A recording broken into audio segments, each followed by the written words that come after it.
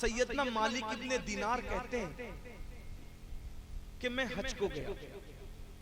जब मैं हज को गया तो मैं काबे का तवाफ कर रहा था, तो देखा कि पूरा मताफ खचाखच भरा हुआ। मताफ कहते हैं जिसमें लोग तवाफ करते हैं, कहते हैं कि खचाखच भरा हुआ था पूरा मताफ।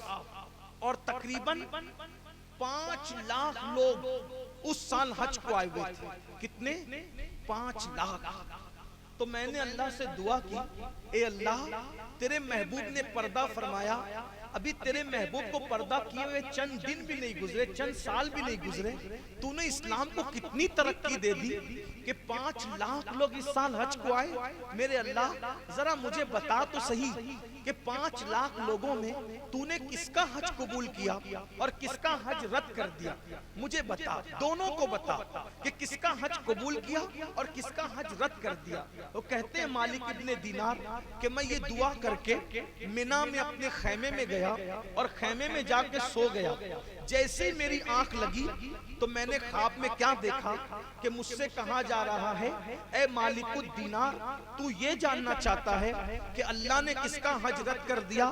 तो सुन ले, एक बंदा है, उसका नाम मोहम्मद इब्ने हारून है और वो बल्ख का रहने वाला है। अल्लाह ने उसका हज रद्द कर दिया, अल्लाह ने उसका हज कबूल नहीं किया और तुझे हुक्म है कि जा और जाकर उससे मुलाकात कर और उसको जाके बता दे कि ए मोहम्मद इब्ने हारून, अल्लाह ने तेरा हज रद्द कर दिया, उसको जाकर इत्तला दे दे। अब मालिकुद दीनार कहते हैं, मैं उठा और उठने के बाद मैंने मिना में मालूम किया कि जो हाजी लोग बल्ख से आए हैं वो बल्ख के हाजी किधर है। तो कहते हैं कि मैं पूछते पूछाते जब बल्ख के हाजियों के पास गया तो मैंने उनसे पूछा, ए बल्ख वालों, तुम्हारे दरमियान मोहम्मद इब्ने हारून कोई है? तो उन लोगों ने कहा, ए मालिकुद दीनार, तुम किसकी बात कर रहे हो? तुम किस शख्स का जिक्र कर रहे हो? तुम्हें पता है हमारे बल्ख में मोहम्मद बिन हारून कौन है? तुम्हें पता है, मालूम है? मालिकुद दीनार ने कहा, कौन है मोहम्मद बिन हारून? तो उस लोगों ने कहा, इतना मुत्तकी है, इतना परहेजगार है, इतना नेक है कि पूरे बल्ख में उससे ज्यादा कोई नेक नहीं है। मालिकुद दीनार कहते हैं, मेरे पैरों के नीचे से जमीन खिसक गई। या अल्लाह, लोग इसके तकवे की गवाही दे रहे हैं, इसकी परहेजगारी की गवाही दे रहे हैं, इसकी नेकी की गवाही दे रहे हैं और मुझे हुक्म होता है कि अल्लाह ने उसका हज रद्द कर दिया। इतने नेक आदमी का हज अल्लाह ने क्यों रद्द किया? तो बल्ख वालों ने कहा, ऐ मालिकुद दीनार, तुझे पता है कि ये जो मोहम्मद बिन हारून है कौन है? ये हर साल आता है हज के लिए और पैदल आता है हज के लिए और ये पूरा साल रोजे रखता है और सिर्फ एक मुट्ठी चने पे इफ्तार करता है, उससे ज्यादा नहीं खाता वो। और तुम्हें पता है वो खैमे में नहीं रुकता, खुले आसमान के नीचे रुकता है। इतना नेक है, इतना मुत्तकी, इतना परहेजगार है। हजरत मालिकुद दीनार कहते हैं, सारी कौम उसकी तारीफ कर रही थी, उसको वली कह रही थी, उसको नेक कह रही थी, उसको मुत्तकी परहेजगार कह रही थी और अल्लाह की तरफ से हुक्म था कि हमने उसका हज रद्द कर दिया। फरमाते हैं कि मैंने पूछा वो कहाँ मिलेगा? तो कहा वो खैमे में नहीं रुकता, वो खुले आसमान के नीचे रुकता है। जाओ जाओ, पहाड़ के दामन में तलाश करो, वो तुम्हें मिल जाएगा। मालिकुद दीनार कहते हैं कि मैं ढूंढते ढूंढाते जब मैं पहाड़ के दामन में पहुंचा तो मैंने क्या देखा? एक बंदा है, उसका हाथ कटा हुआ है, हाथ कटा हुआ है, उसके पैर में जंजीर है और जंजीर पकड़ के वो आसमान की तरफ आंख उठाकर यूं दुआ करता है, ए अल्लाह मुझे माफ कर दे। वो रो रहा था, वो बहुत रो रहा था और अल्लाह मुझे माफ कर दे, मेरा हज कबूल कर ले, अल्लाह मुझे माफ कर दे, मेरा हज कबूल कर ले। हम मालिकुद दीनार कहते हैं, जैसे ही मैं उसके करीब पहुंचा उसने जल्दी जल्दी आंसू पोंछे और आंसू पोंछने के बाद उसने मुझे कहा, ए मालिकुद दीनार, आओ आओ, कोई ख्वाब देख कर आए हो ना? आओ आओ, कोई ख्वाब देख कर आए हो ना? हजरत मालिकुद दीनार कहते हैं, या अल्लाह, ये तो इतना पहुंचा हुआ है कि ख्वाब मैंने देखा और ख्वाब इसको पता हो गया। उसने कहा, मालिक, यही तुमने ख्वाब देखा ना कि अल्लाह तुम्हें हुक्म दे रहा है कि जाकर के अपने हारून को बता दो कि हमने उसका हज रद्द कर दिया। यही मजमून है ना तुम्हारे ख्वाब का? बताओ बताओ मुझे, बताओ जल्दी बताओ। अल्लाह अकबर। मालिकुद दीनार कहते या अल्लाह ये तो और ज्यादा पहुंचा हुआ है, मेरा ख्वाब भी जानता है, ख्वाब का मजमून भी जानता है। तो उसने कहा ऐ मालिकुद दीनार आप परेशान मत होइए, मैं कोई करामत के तौर पे नहीं कह रहा हूँ कि आपने ख्वाब देखा और ख्वाब का मजमून ये है, बल्कि मेरा तजुर्बा है। मैं तकरीबन कमोबेश 40 साल से हज को आ रहा हूं। कितने साल से? 40 साल से हर साल हज को आ रहा हूं, और हर साल अल्लाह किसी न किसी वली को ख्वाब में कहता है कि जा करके कह दो कि हमने उसका हज रद्द कर दिया और मेरा कोई अमल कबूल नहीं कर रहा है। अल्लाह मेरे जवानों ध्यान से सुन लो, गौर से सुन लो। आधी रात के बाद इमाम हुसैन की मोहब्बत में बैठने वाले जवानों, दिल के कानों से सुनो। इब्ने हारून कहता है 40 साल से हज के लिए आ रहा हूं, लेकिन अल्लाह ना मेरी नमाजें कबूल करता है, ना मेरे रोजे कबूल करता है, ना मेरा हज कबूल करता है। मैं रोता हूं, पैदल आता हूं। मालिकुद दीनार कहते हैं इब्ने हारून मेरा अल्लाह किसी पे जुल्म नहीं करता, अगर वो तेरी इबादत कबूल नहीं कर रहा है तो उसके पीछे कोई तो वजह होगी, मुझे वजह बता, क्या वजह? कोई तो वजह होगी, मुझे वजह बता। तो वो कहते हैं मालिकुद दीनार अगर आप इतने बड़े वली ना होते तो मैं आपको ये हकीकत कभी ना बताता। मेरा जो अमल अल्लाह रद्द करता है उसकी वजह सुन ले। क्या? तो कहा अल्लाह ने मुझे बहुत दौलत दी थी, माल से बहुत नवाजा था, मैं बहुत मालदार इंसान था। जब अल्लाह ने बहुत दौलत दी, बहुत माल दिया, तो मैं गलत दोस्तों की सोहबत में चला गया। जब माल और दौलत आता है और जवानी आती है तो इंसान के कदम जमीन पे नहीं टिकते। अल्लाह जिसको बचा ले बस वही बचता है। मैं अपने जवानों से भी कहता हूं कमाते हो गलत लोगों की सोहबत से बचो।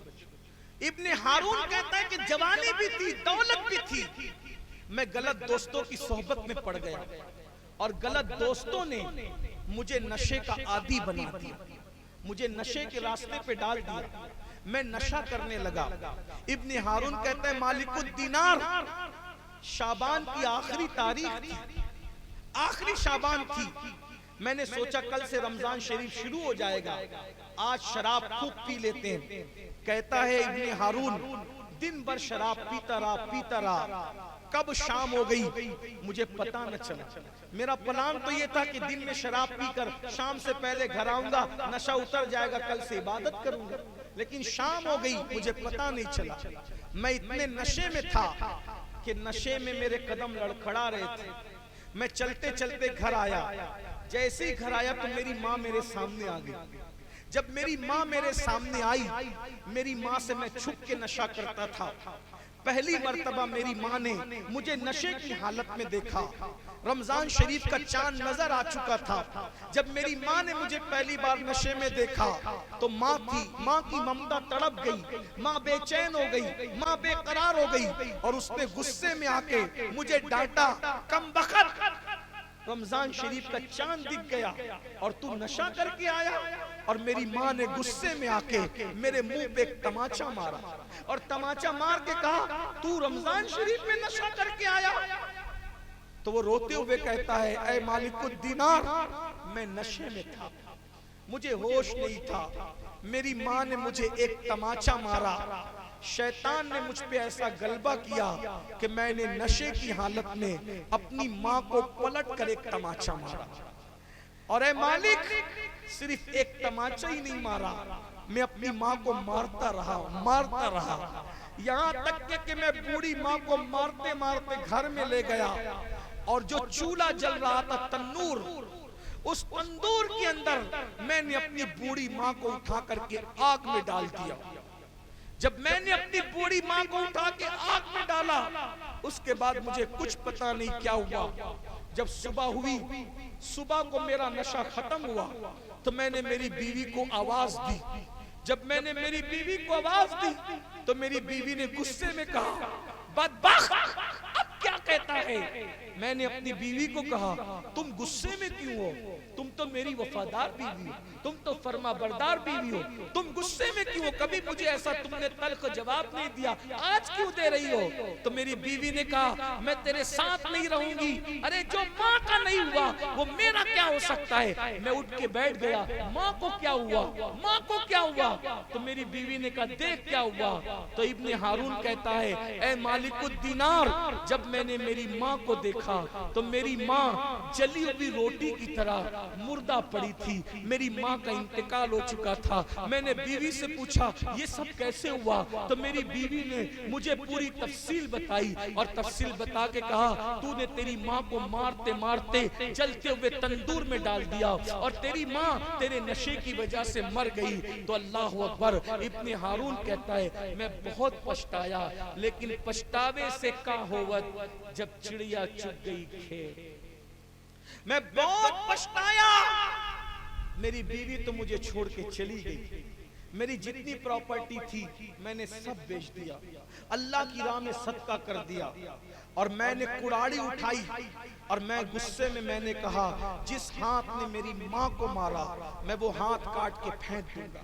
मैंने वो हाथ काट के फेंक दिया, मेरा हाथ कटा हुआ देख लीजिए। और उस दिन के बाद से मैं सिर्फ इबादत करता हूँ, मैं खुले आसमान के नीचे रहता हूँ, मेरा कोई घर नहीं, पैदल हज को आता हूँ। लेकिन ए मालिक, मैंने माँ को क्या कत्ल कर दिया नशे की वजह से। न नमाज कबूल होती है, न रोजे कबूल होते, न हज कबूल, न दुआ कबूल होती है। अल्लाह मेरा कोई अमल कबूल नहीं कर रहा है। ए मालिक, उसके बाद से मैं रोज रोजा रखता हूँ, मुट्ठी भर चना खा के इफ्तार करता हूँ, इससे ज्यादा नहीं खाता।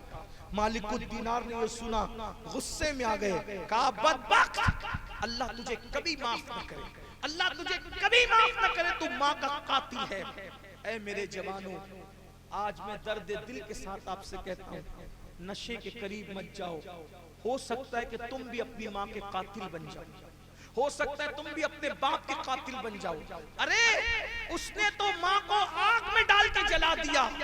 उस माँ के दिल से पूछो, जिसका बच्चा नशा करता है उसका दिल कितना जलता है। चूल्हे की आग को तो पानी बुझा सकती है, लेकिन जब दिल जलता है तो उस आग को कौन बुझा सकता है।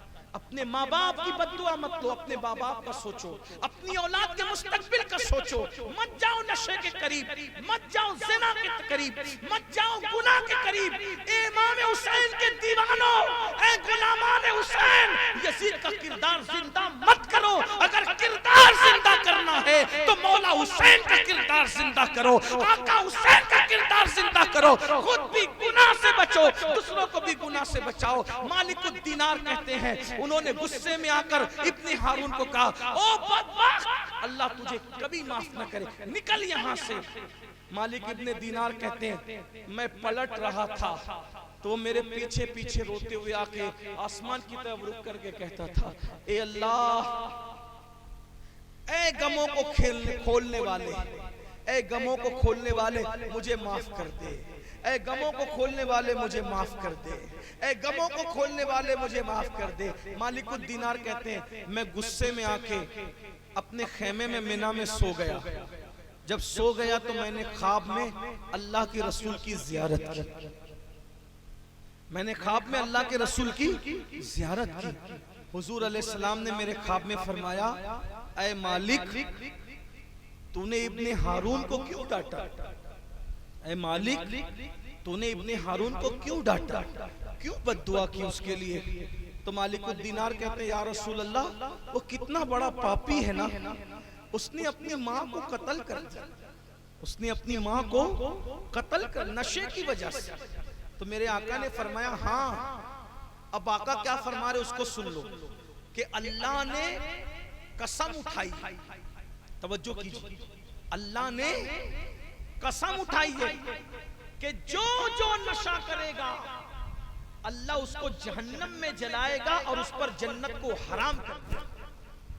हर नशा करने वाले पर जन्नत हराम है और वो जहन्नम की आग में जलने वाला। हुजूर ने फरमाया, मगर ऐ मालिकुद्दीनार, मैं तुझे एक बात बताता हूँ, गौर से सुन। आपको भी कहता हूं, गौर से सुनिए। आका अलैहिस्सलाम ने ख्वाब में मालिक बिन दीनार से कहा, ऐ मालिक मैं तुझे बताऊं कयामत के दिन इब्ने हारून के साथ क्या सुलूक होगा। मैं तुझे बताऊं कयामत के दिन इब्ने हारून के साथ क्या सुलूक होगा। तो मालिकुद दीनार ने कहा, या रसूल अल्लाह मेरे माँ बाप आप पे कुर्बान, बताइए क्या सुलूक होगा। तो आका ने इरशाद फरमाया सल्लल्लाहु अलैहि वसल्लम कि कयामत के दिन अल्लाह की अदालत में उसकी माँ को खड़ा किया जाए, इब्ने हारून को खड़ा किया जाए। तो अल्लाह फरमाएगा तू नशा करता था और अपनी माँ को तूने जला दिया था, इसलिए तू जहन्नम में जाए। इब्ने हारून जहन्नम में जाएगा और कितने साल जलेगा? 3000 साल तक। कितने? 3000 साल तक वो जहन्नम में जलेगा। कौन? इब्ने हारून। उसकी माँ जन्नत में होगी। उसकी माँ कहाँ होगी? जन्नत में।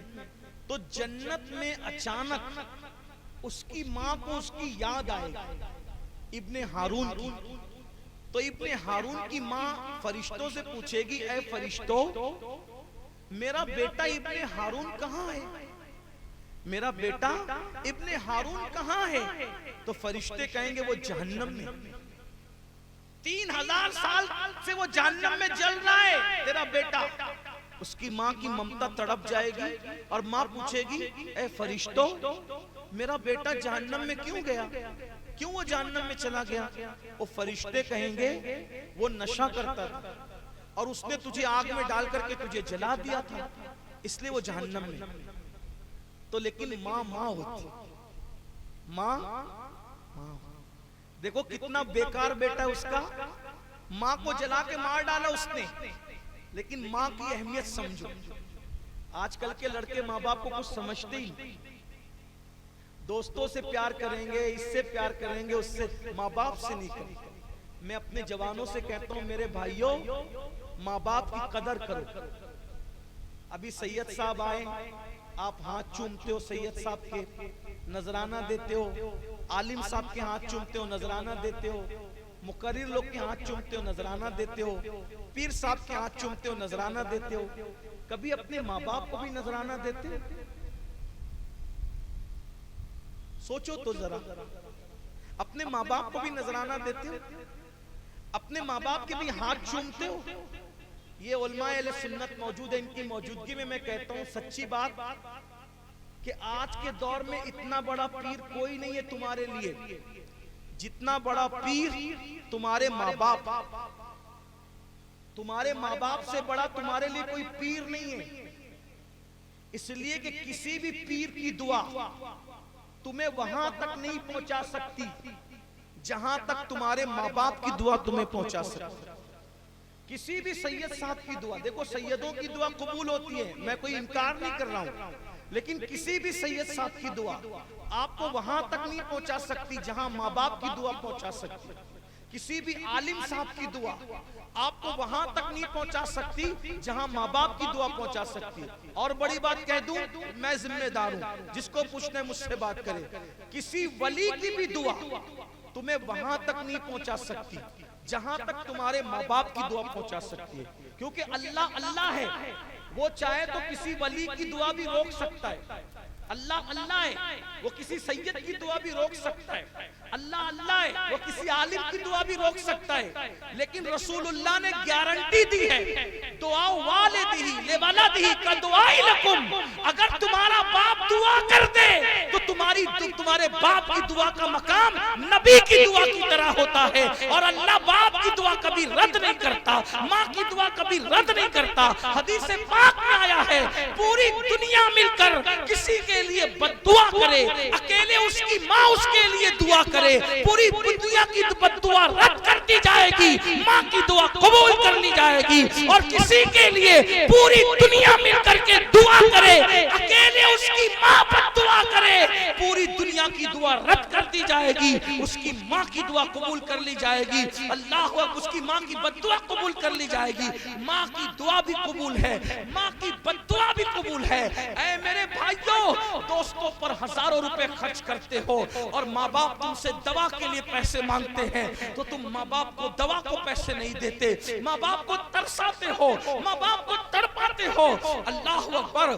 4 बेटों की माँ बीमार होती है तो पहला बेटा कहता है तू दवा खाने का बिल दे, क्या तू बेटा नहीं है? दूसरा बेटा तीसरे भाई को कहता है तू दवा खाने का बिल दे, तू बेटा नहीं है। तीसरा भाई चौथे भाई को कहता है तू दवा खाने का बिल दे, तू बेटा नहीं है। मैं इस जलसे में तुम्हें बताना चाहता हूँ, इमाम हुसैन के जलसे में आने वालों, मस्जिद बनाने पे वो सवाब नहीं मिलता, मदरसा बनाने पे वो सवाब नहीं मिलता, यतीम खाना बनाने पे वो सवाब नहीं मिलता, किसी पे खर्च करने पे वो सवाब नहीं मिलता, हज की रकम लगाने पे वो सवाब नहीं मिलता। जो माँ बाप का खर्च करने में सवाब मिलता है, सबसे ज्यादा सवाब अगर तुम्हें कहीं मिलेगा तो माँ बाप पे खर्चा करने में मिलेगा। बताओ, माँ बाप पे खर्चा करते हो, माँ बाप की खैरियत पूछते हो? बूढ़े माँ बाप तरस जाते हैं कि मेरी औलाद मेरी खैरियत पूछे, हमें खैरियत पूछने को भी टाइम नहीं। ये